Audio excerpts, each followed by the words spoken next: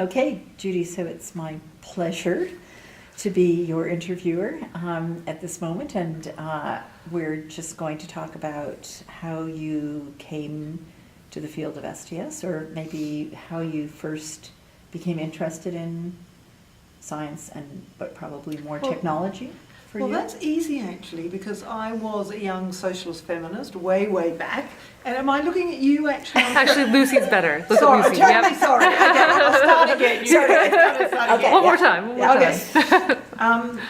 It's easy to answer actually. I was a young socialist feminist. I came to Britain when I was very young. I think I was 20, how old was I? 21, I think. I came to London and went to the university that was then the radical university, which was Sussex at that time, where the protests were and all the action was, sort of radical action. And there was a fantastic course being run by Brian Easley that was on the politics of science. I can't remember what it was called, but he was just an extraordinarily inspiring teacher.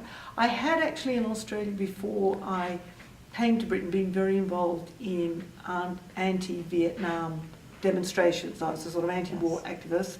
So I already knew that military science was very implicated in war, and that there was a military industrial complex of which science was crucial.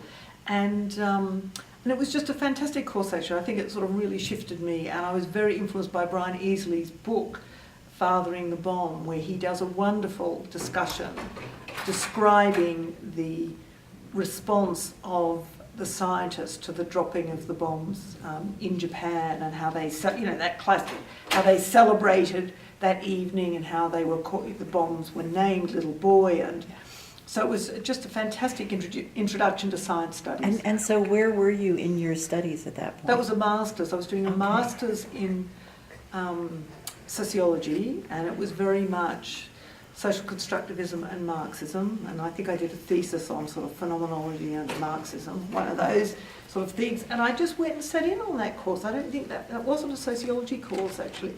SPRU was there then, the Science Policy Research Unit, and so there were a lot of people working on radical science. There was a whole group. There was a feminist group, one of the very earliest feminist groups on gender and technology was meeting in Brighton, and I found them and went along to that. And I remember we were discussing domestic technology then, so I was sort of got into that group, as well as going to this fantastic Brian Easley. So that was a great introduction. And was that feminist group attached to the university, or was it independent? I think it was in town. We had that thing of feminist groups in town and gown, but there were people, I think there were some SPRU people who were involved in that group, so it was a very early group looking at the gender relations of technology. So that was in the early 70s, or? It's 70, when did I get to Britain? I'm just trying to think.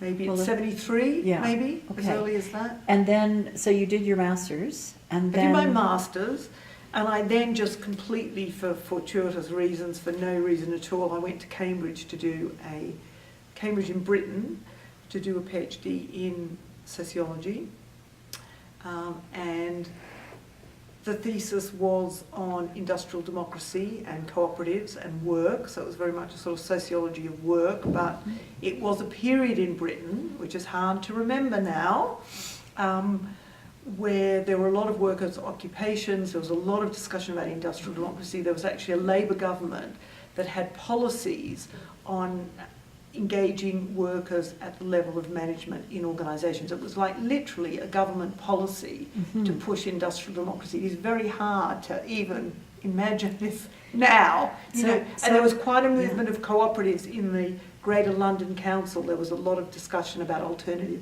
forms of work because of these workers' occupations. Is this the architect or bee moment in yes, that? Yes, absolutely. And we were, well, I was just going to come to that. Because actually I've got an anecdote about that I'd like to sort of tell. I was very inspired by the discussions about how to redesign military technology. And I was very struck. I was just recently in London at the, it was an anniversary of the dropping of the bombs in Japan. And Jeremy Corbyn, who is our new radical leader of the Labour Party, was there. And he is very against renewing cruise missiles as a sort of big issue in Britain. And he immediately sort of talked about that this was a sort of problem in terms of jobs, and that the unions actually will not go along with that, and the unions are crucial to labour, and was literally referring back to the politics that I started with, which was that we've really got to think about alternative jobs for workers in the military if we're ever going to get trade unions to go along with not renewing the cruise missiles. So I just thought it was such a, you know... And that was very recently. This is this year. Yeah, absolutely. Yeah. So I think that's still a huge problem for us. Yes. So you went to Cambridge to do your PhD, and I did, and I wasn't doing science studies then. Okay, and so your engagement with technology was more in terms of your political activism. No, but it was absolutely sort of the time of Marxist debates on the labour process, and the time of Braverman's famous book, and I was incredibly influenced by that. Mm-hmm. And so the interest in technology was very much in terms of the debates about whether technology could be designed in different ways, whether technology was inevitable, whether technology inevitably de-skilled workers, whether there were ways of re-skilling workers by getting them to engage in the design of technologies. And I mean, again, if I can just refer back to Australia, actually, the Labor government in Australia at a point in the early 70s literally had a moratorium on technological change in the workplace until workers could be engaged in the employment consequences, i.e. the unemployment consequences of what we then thought of as new technology. So it was a very, very sort of live issue. So my coming into the interest in technology is absolutely through Marxist and labour process debates about technology not just being neutral, but being sometimes an instrument of capitalist control and capitalist de-skilling.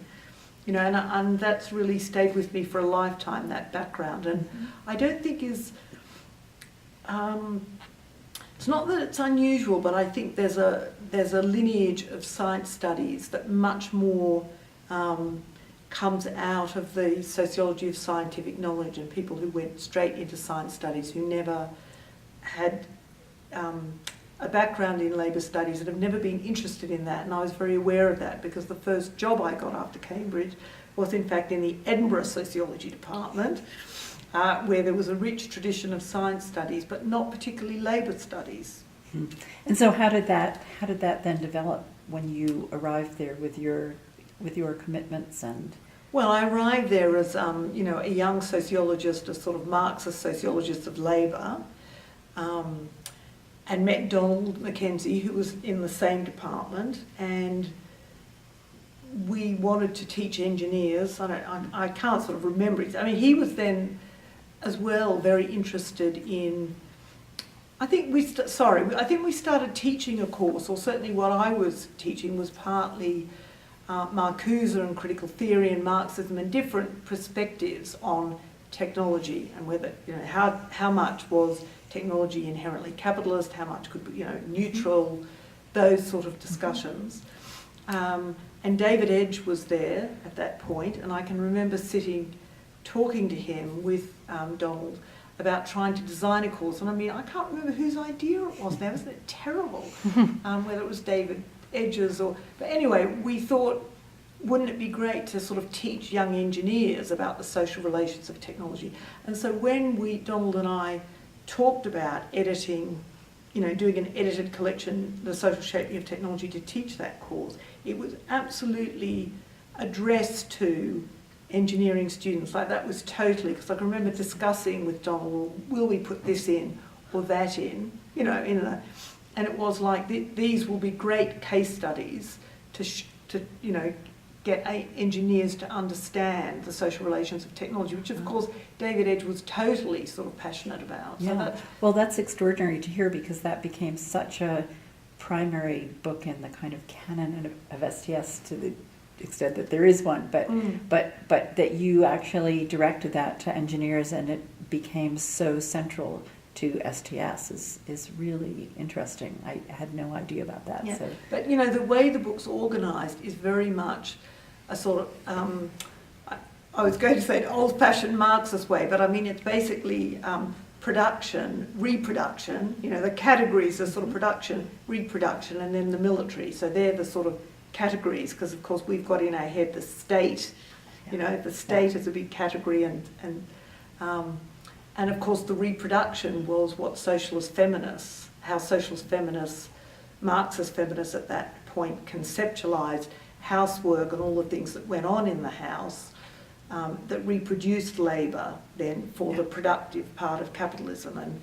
And I still remember, and actually Nancy Folbray still uses this diagram quite often.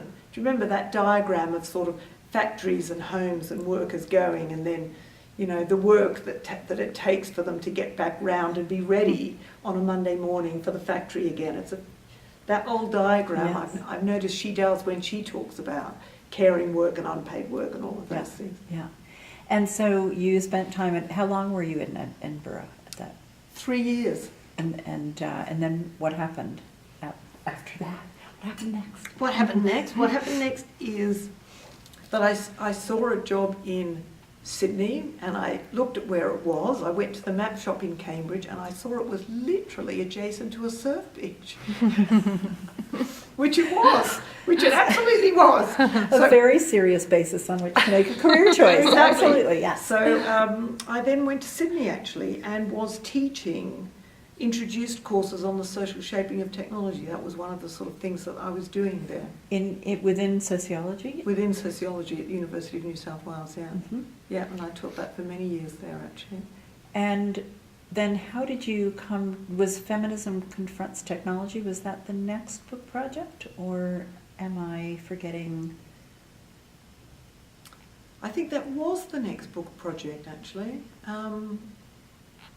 And how did that come about, Lucy? Because think how that was, for me, and I think many of us, that was just a kind of, I don't know, entry point or lifeline or whatever to explicitly thinking about relations between feminism and technology. Well, I think in the social shaping book there'd just been that little section on reproduction, so there were a few things there, and it's a time when the debates on IVF and, you know, all of those things are exploding. A sort of huge amount of literature is coming out about that. I was still very interested in domestic labour.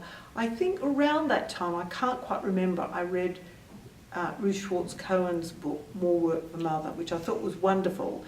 And I got introduced, actually I have to say that, you know, Donald introduced me to that book, I think, and Technology as Culture, that's what that journal's called, isn't it? Technology as Culture. A lot of feminist historical work on engineering, on housework, on a sort of whole series of things. And I was very struck by one of the early articles of Ruth Schwartz-Cohen, I can't even remember which one it was, but where she talks about, and I've then used this for years, how the steam engine, if you go into a library, the spinning jenny and the steam engine, you will find heaps of histories of them, but what about the baby bottle? What about all of these sort of other technologies? And so I think I was as well reading some feminist histories of engineering. It just seemed to me that there was, and also Sandra Harding's book came out quite early on the science book. What's that early Feminism in Science, or the very early book that Sandra Harding wrote? And so I think one of the things I had in my head was to do that job for technology. You know, that she had done that job for science, I could do that job for technology. And it was at a time still where you could buy every single book, you know, the feminist literature was still, second wave feminism was still relatively new. And so you could still sort of do that. And I thought, oh, well, that'll be, I think, I was going to write a little article on that. And I think it was probably Donald who said, well, you know, you're so thorough, you'll spend 2 years writing an article and you've read everything, so you might as well write a little book.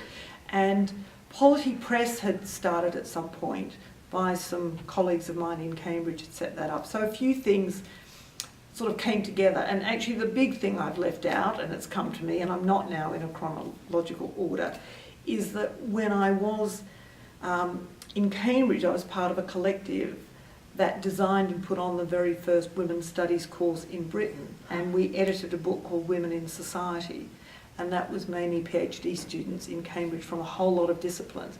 So I was quite involved in the beginnings of feminist gender studies in Britain, and it was a wonderful collective of women most of whom are now very famous professors of child psychology, and Judy Wajcman was around, who's written on history of science, sort of a lot of people. So there were a lot of influences like that. So I think that was probably quite an important bridge to that next book, actually. Yes. And what was do you remember what the reception of Feminism Confronts Technology? I mean, do you have a sense for how it got taken up?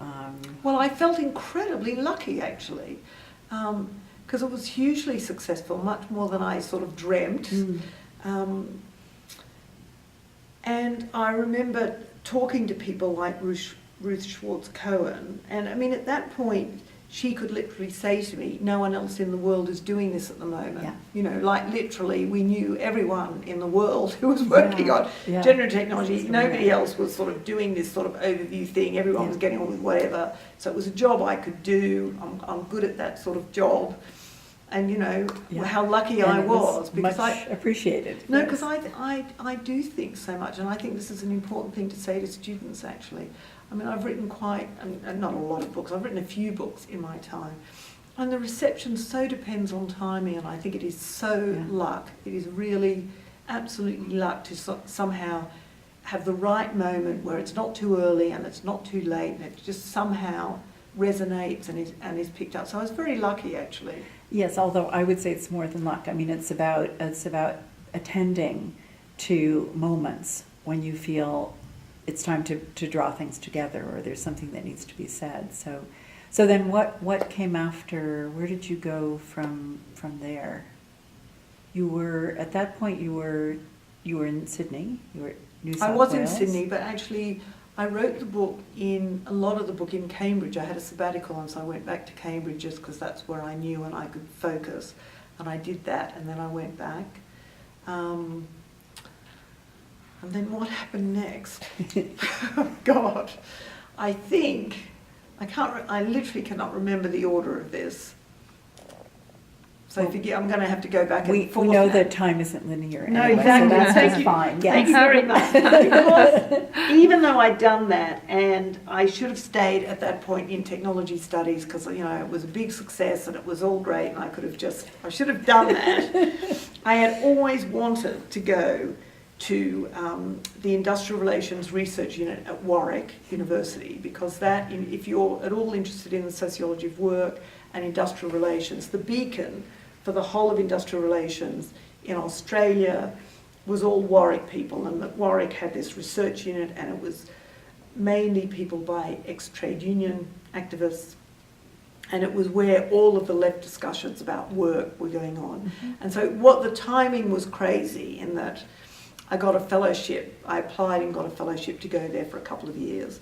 So it felt sort of zigzagging in terms of my interest, but I just couldn't resist it because I just thought, I've got to go there. This will be a wonderful sort of thing to do, and got there, and all these Marxists said, you've come too late, you know. But it was a sort of fantastic research unit, actually. And they said you've come too late in the sense that moment was... Yes, that some of the people had left in the height of the sort of Marxist labour process movement, and workers' control and cooperatives, and the Greater London Council had been dismantled, and, you know, come too late in terms of British politics. Yes. But I arrived at this unit that was basically sort of full of blokes who were still considering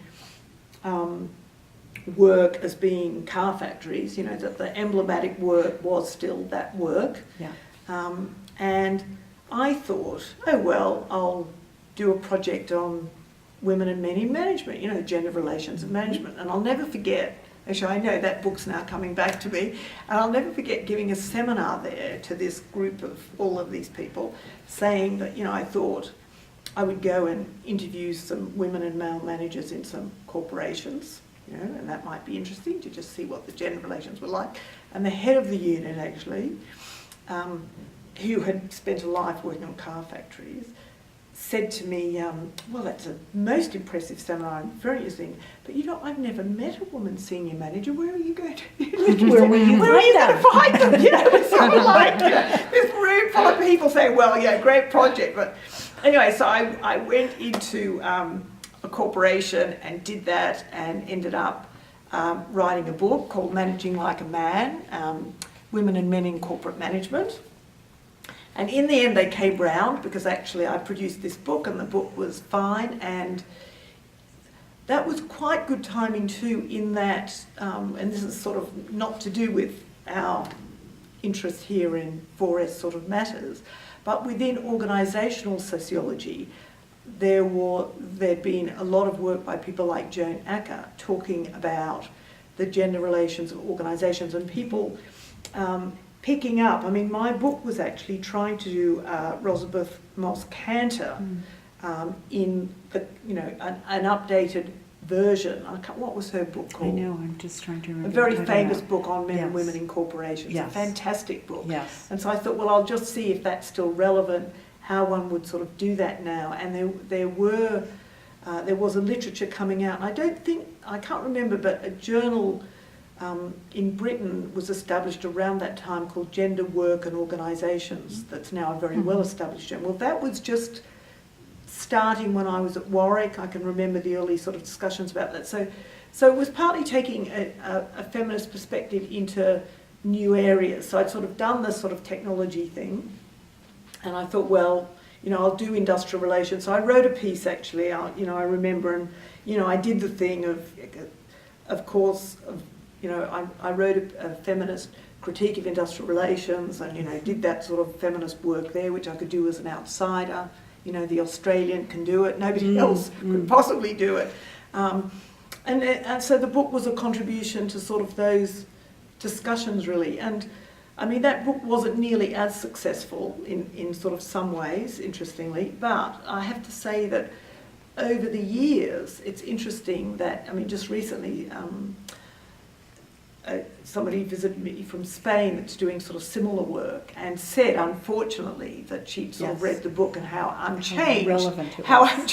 a lot of these dynamics were. So that's what I did. That was sort of quite a big sort of period of time. I have to say that was also a very important book for me, because I was in a corporation at that time, confronting the possibility of moving into management, and it helped me understand why I didn't want to do that. So, so I thank you for that as well.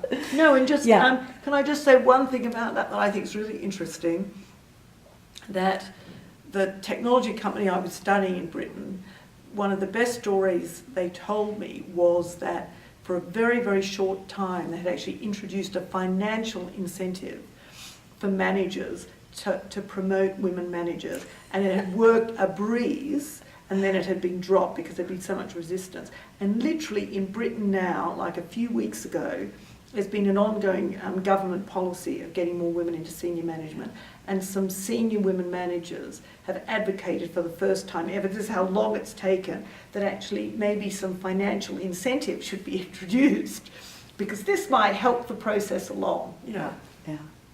So, okay, so managing like a man, and then you came... Where am I then? Then you came, well, I mean, the work has always been the consistent orientation,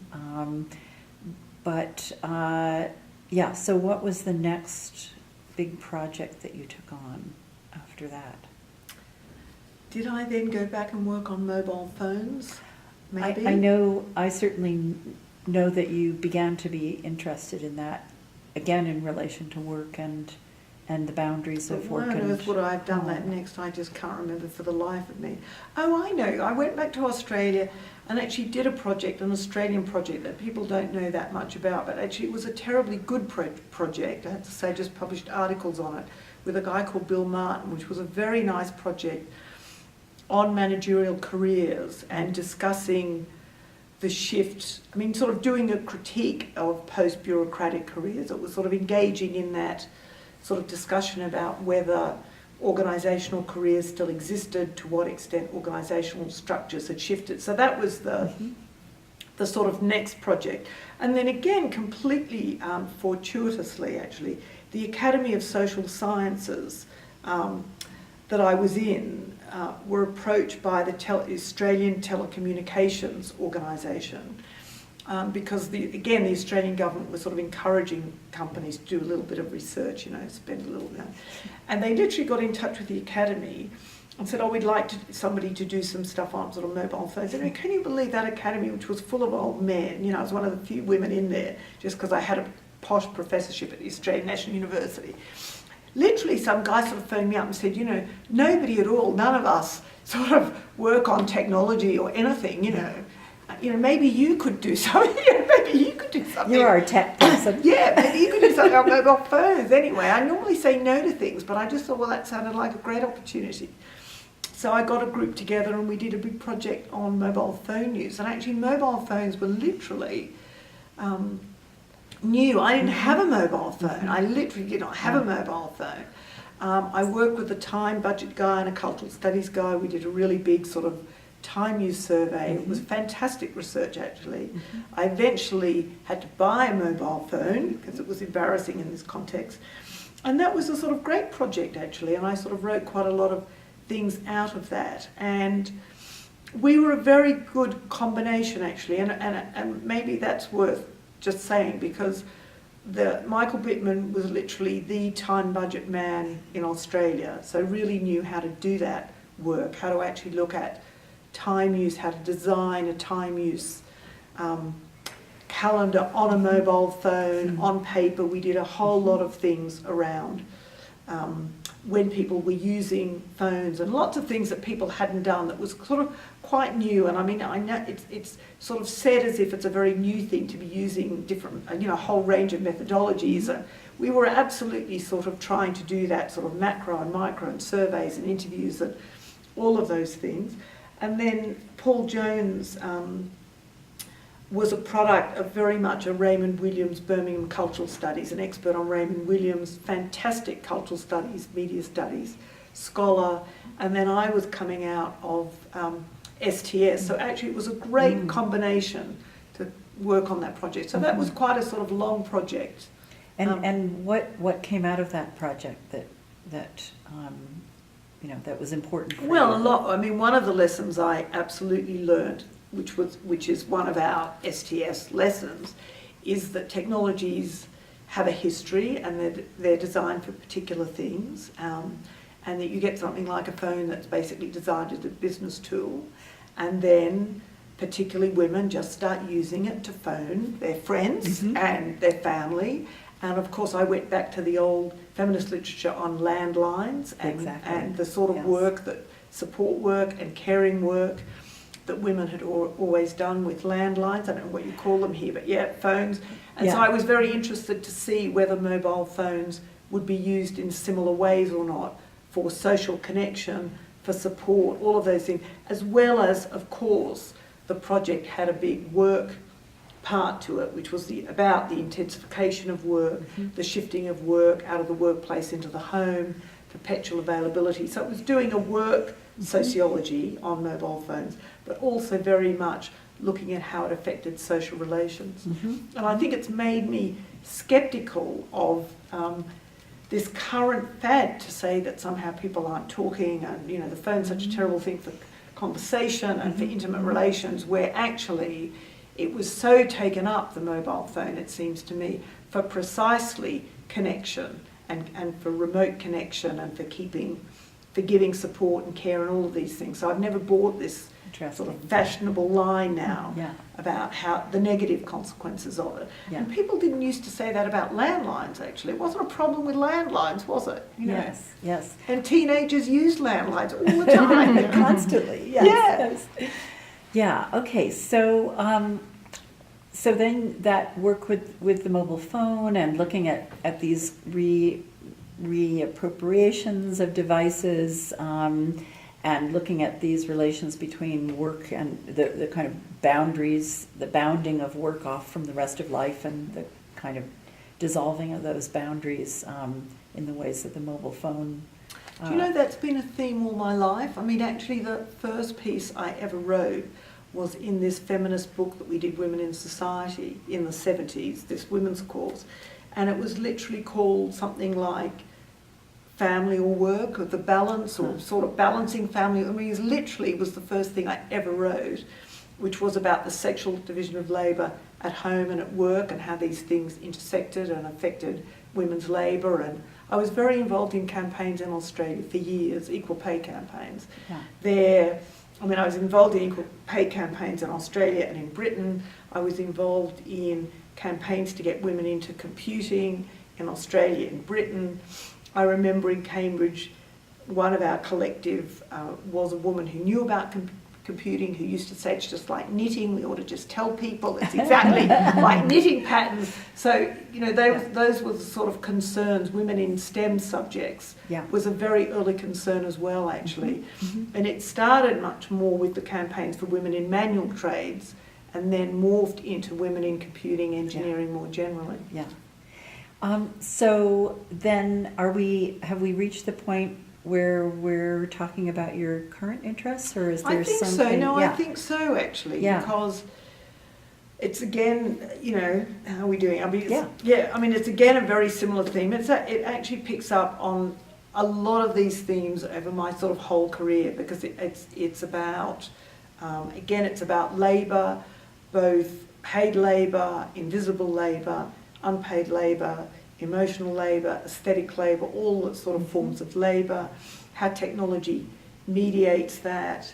Of course, I have chapters on work and have chapters on intimacy and technology, and a lot of the empirical work is time use work, and I very much feel that not enough people, and I know it's to do with the pressures of careers for young people now, and the pressure to be very narrow and specialised, and people often said to me, you're too broad, you can't go off doing industrial relations and STS and feminist theory and all these things, because it's a big effort, which it is. But actually I think because of that, I very much try in my work to build on that strength, and I feel like one of the things that I sort of do well is being able to bridge broad disciplines and broad literatures. And so the book is an attempt to bring those things together. So I don't think many people in 4S read time use studies. I don't think enough people read sociological theory of the sort that I think it's important to read. Actually, Paul Edwards commented in one of the sessions I was at today that a lot of the history of technology, a lot of the work that people in the social history of technology have done, gets dropped out too often, and that there's we used to meet actually with the history of science and society and with SHOT, and I think we've lost a lot because we do go over lots of old ground, and I always try to keep that history of technology sort of with me, because that history teaches you immediately that the newness, and we're living in such a period of a value on the new and the novelty, and that it's important to think back to periods and what was seen as new then, and that the new is never as new as it sort of projected. Yeah, and the title of that book? The title of that book is called Pressed for Time. Pressed for Time. That's enough for our... It's called Pressed for Time, yes. Yes, and actually, can I just say with that, actually, I'm lucky because it seems that it resonates with people. Yes. And perhaps it's worth saying to students as well that whenever I've written any of my books, I've always thought at the beginning that absolutely no one will be interested by the time it's come out. I can remember with literally doing the social shaping book, thinking, well, this whole microelectronics revolution thing, it'll be over by the time the book comes out and no one will be interested in it. And I sort of always think that, and I don't know what that's sort of about. Part of it, I wonder, is that because we're spending all of our time thinking about a particular thing, we assume that everyone else is as well. But actually that's not the case. And so in fact it's not as much something that everyone already knows as you believe it is at the point when you actually get to do it. Yeah. I mean, you've been thinking about it for a long time, but other people haven't, and also that these topics that you're dealing with are, for better and worse, still very much with us, very much relevant, even as things change. Well, I think that's right, and I mean, I guess the sort of takeaway in terms of STS is that I never thought we would still, I mean, the social shaping book was trying to do a critique of technological determinism. And again, I thought we'll just deal with that in 1985. We'll deal with technological determinism and move on. And I just find so often in public arenas and in corporate ones, I'm still having to make that argument, and it's such an important one, actually, even more and more so, given the fixes, the technological fixes that come out of Silicon Valley, that we've just got to reiterate that. Absolutely, yeah. Okay, well, thank you very much, Judy. That was really wonderful. Well, my pleasure. Did you want to ask the 100-year question? Or, Oh, yeah. yes. Oh, yes. Our final question was that if you could determine, which of course we know you can't, what 100 years from now of the things that you've been trying to argue will actually have been taken up and taken to heart and become part of a kind of common wisdom, what would that be? I mean, maybe it's about technological determinism, as you were just suggesting. But Well, yes, but also that that very much that part of the social relations of technology are gender relations, and that gender relations are embedded in technology. okay, Wonderful. great. Thank you Okay. so Thank much. you. That was so Thank you. interesting. That was so interesting That was to fun, hear. yeah. Yeah. That was a great talk. Thank you. That